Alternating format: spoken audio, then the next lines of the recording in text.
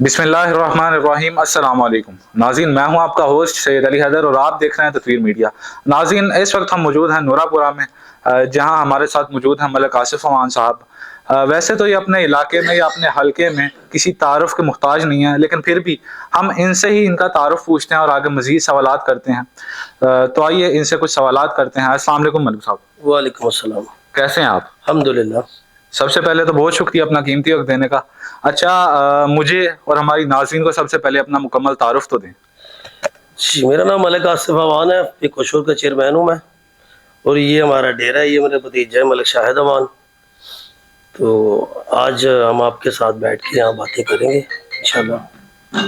अच्छा, आप ये चेयरमैन के अलावा सियासी ताल्लुकात भी हैं, मतलब क्या क्या? सारे वो सियासी समाजी शख्सियत तो हम शुरू से ही हैं।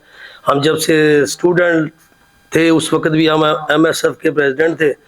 तो उसी टाइम से मेरा भतीजा मलिक मंजूर हसन अवान, जो मुस्लिम लीग का सऊदी अरब का सदर है, मरकज़ी सदर है, वो भी उस टाइम वो भी यूथ विंग का सदर थे और मैं MSF का प्रेसिडेंट था।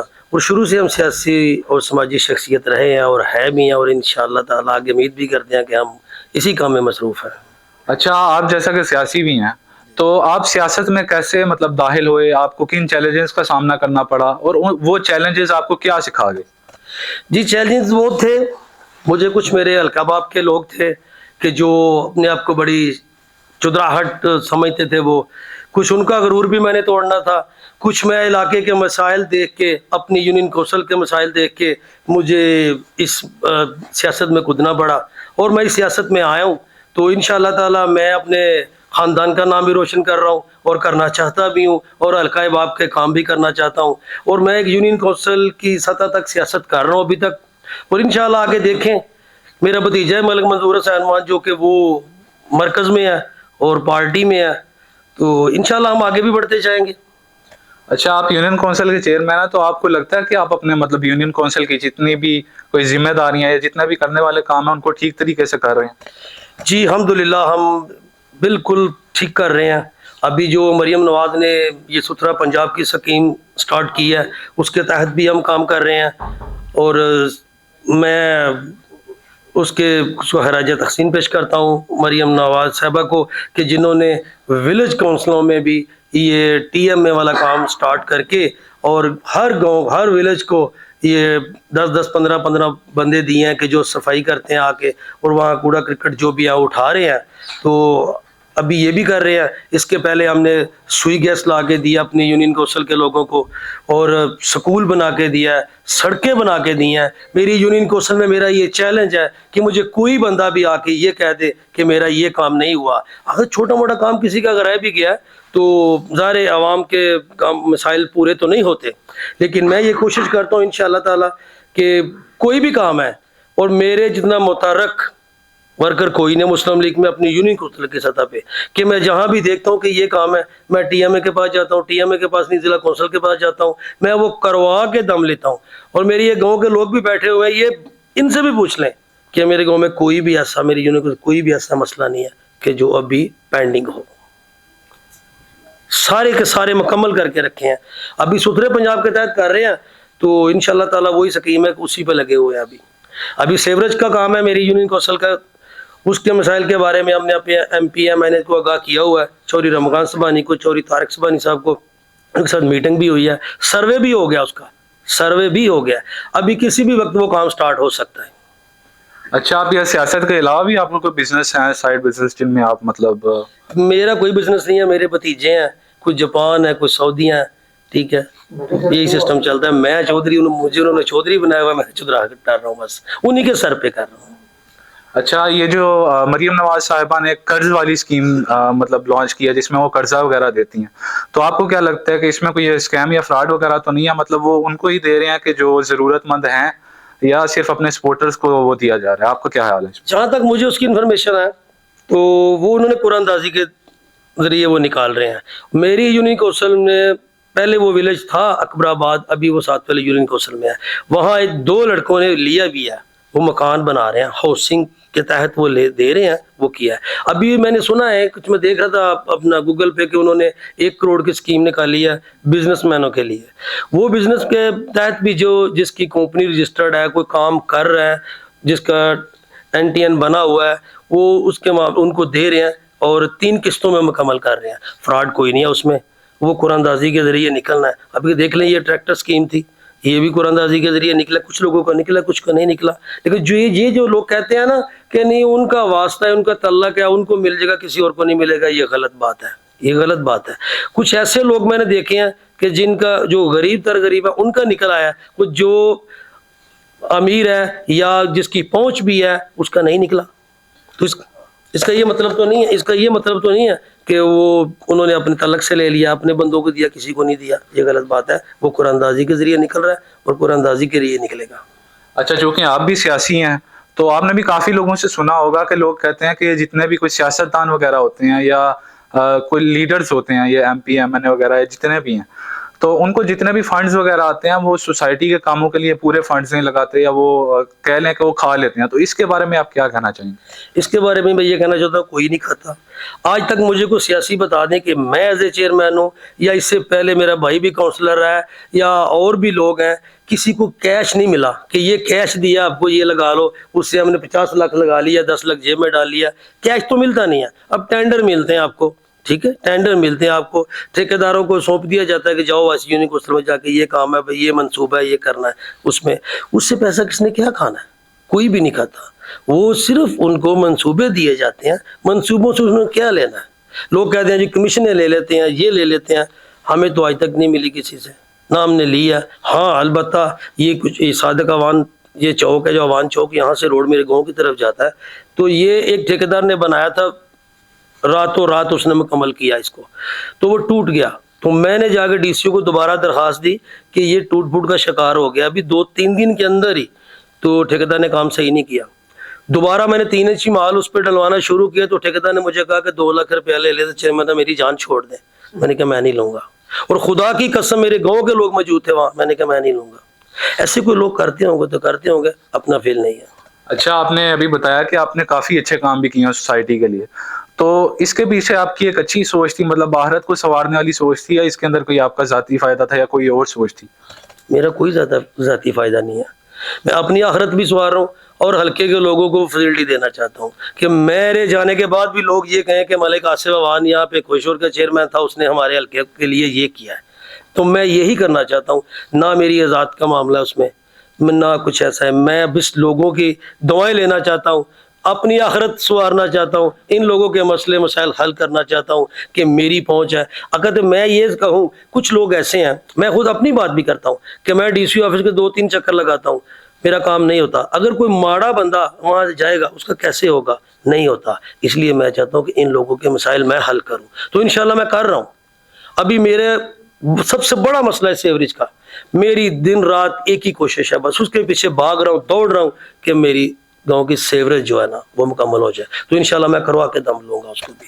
آپ کے فیوچرز کا کیا پلان ہے, اور ان پلانس کو دیکھتے ہوئے آپ ہم نوجوانوں کو یا مجھے کیا پیغام دینا چاہیں؟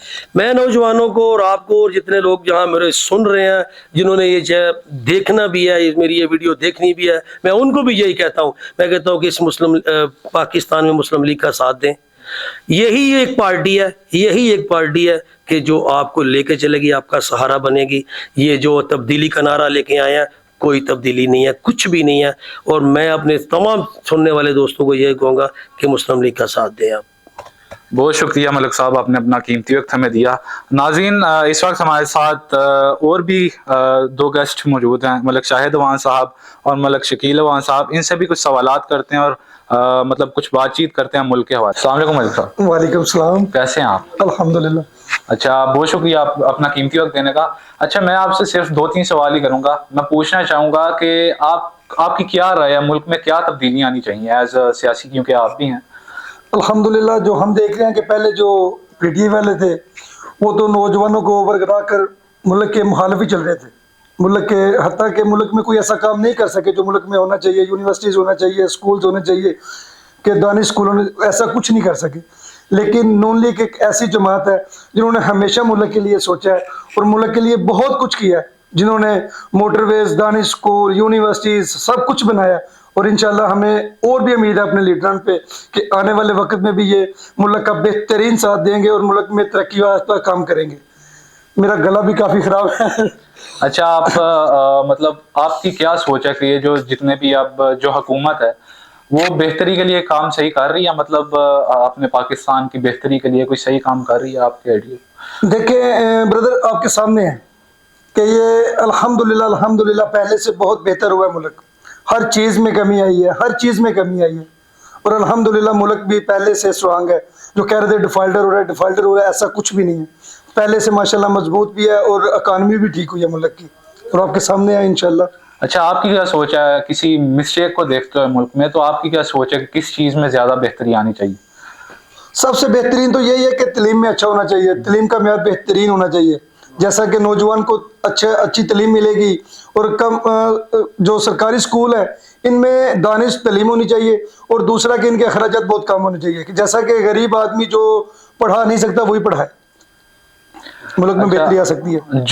جرائم کو روکنے کے لیے آپ کی کیا رائے ہے؟ جرائم کو بھی تو کم ہونا چاہیے نا، کیونکہ جرائم آج کل کافی بڑھ گئے ہیں. جرائم، ہاں یہ تو ہے، لیکن اس کے لیے پولیس کا ایمانداری کا کام کرنا بہت ضروری ہے. اگر ایک ایس ایچ او علاقے کا کم از کم ایک بندہ ایماندار ہو جائے نا، تو علاقے کے سارے جرائم روکے جا سکتے ہیں. السلام علیکم شکیل صاحب. وعلیکم السلام ورحمۃ شکیل صاحب کیسے ہیں آپ؟ اللہ. الحمدللہ ٹھیک ٹھاک. اچھا آپ اپنی رائے دیں کہ ملک کے اندر کیا بہتری کی جا سکتی ہے؟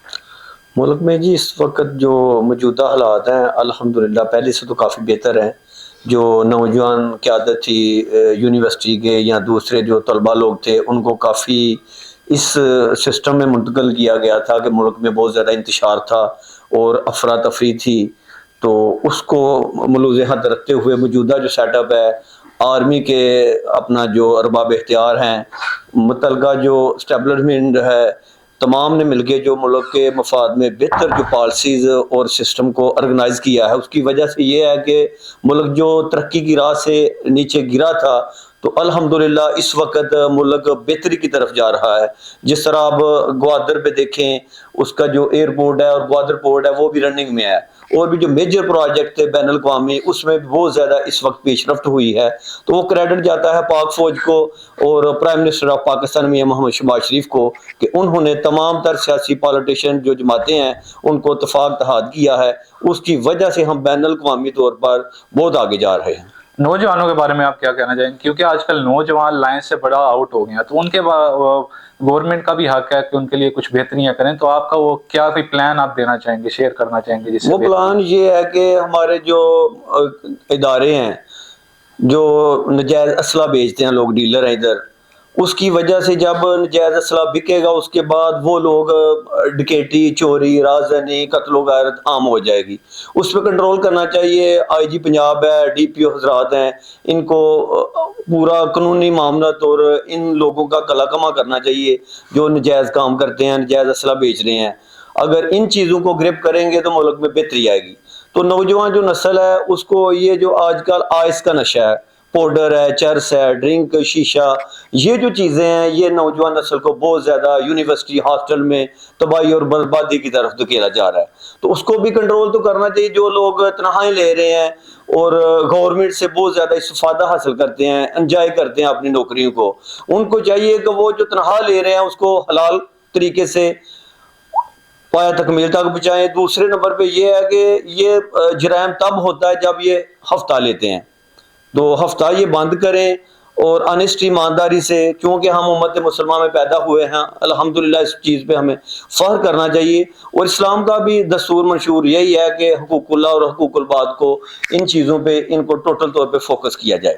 اچھا اگر آپ کو مطلب ملک سنبھالنے کی ایک قیادت ملے، یا آپ کو ایک وہ مطلب آپ کو ایک موقع ملے کہ آپ ملک کو سنبھال سکیں یا ملک میں بہتری لا سکیں، تو اس وقت آپ کی کیا سوچ ہوگی؟ مطلب ملک کی بہتری کے لیے آپ کیا کریں گے؟ ملک کی بہتری میں پہلا تو پیغام یہ ہے کہ پوری قوم جو ہے، ہم اپنا جو خواتون ہیں یا مرد حضرات ہیں، ہم تمام کو یہ جماعت دھرتی ہے پاکستان.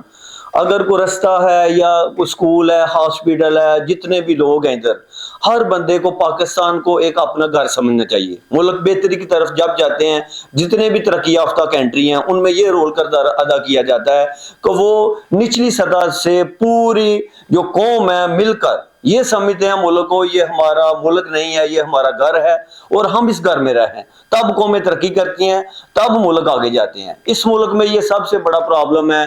اگر سیالکوٹ میں سول ہاسپٹل ہے 4 تحصیلوں پہ مشتمل ہے, ادھر جو پرابلم ہے ڈاکٹر بھی ہیں, سٹاف بھی ہے, اوپر ارباب اختیار بھی ہیں, آیا کہ ان کو وزٹ کرنا چاہیے ہفتے کے ہفتے, دیکھنا چاہیے کیا ہو رہا ہے. اسی کی وجہ سے پرابلم جنم لیتے ہیں, چھوٹے پرابلم کو حل نہیں کیا جاتا, اس کے بعد بہت بڑے مسائب ہو جاتے ہیں. تو صحت کے معاملات بہت بری طرح ادھر پاکستان میں متاثر ہیں. اس کی اصل وجہ یہ ہے کہ جو میڈیسن مافیا ہے انہوں نے ڈاکٹروں کے ساتھ ملے ہوئے ہیں. کچھ ڈاکٹر بھی ادھر انڈر گراؤنڈ مختلف گفٹ لیتے ہیں, وہ دوائیاں لکھتے ہیں, وہ سائڈ افیکٹ انفیکشن ہوتا ہے, نسل کی بہت بری طرح تباہی ہو رہی ہے اس وجہ سے. تو آیا کہ جب تک صحت کے معاملات بہتر نہیں ہیں, ایجوکیشن کے معاملات بہتر نہیں ہیں, تو ملک کیسے ترقی کرے گا؟ یہ 2 مین اہم ملک میں پرابلم ہے, جس کو حل کرنے کے لیے ہماری ریکویسٹ ہے پرائم منسٹر آف پاکستان سے, وزیر اعلیٰ مریم نواز صاحبہ سے, کہ ان پہ فوکس کیا جائے اور ایکشن لیا جائے اور فوری طور اس پہ ایکشن کیا جائے. بہت شکریہ شکیل صاحب اپنا وقت دینے کا. اچھا ناظرین, امید ہے کہ آپ کو یہ انٹرویو پسند آیا ہوگا, آپ کو یہ ویڈیو پسند آئی ہوگی. انشاءاللہ جلد ہی آپ کے لیے ایک نیا پروگرام لے کر حاضر ہوتا ہوں. تب تک کے لیے دیجیے اجازت. شکریہ.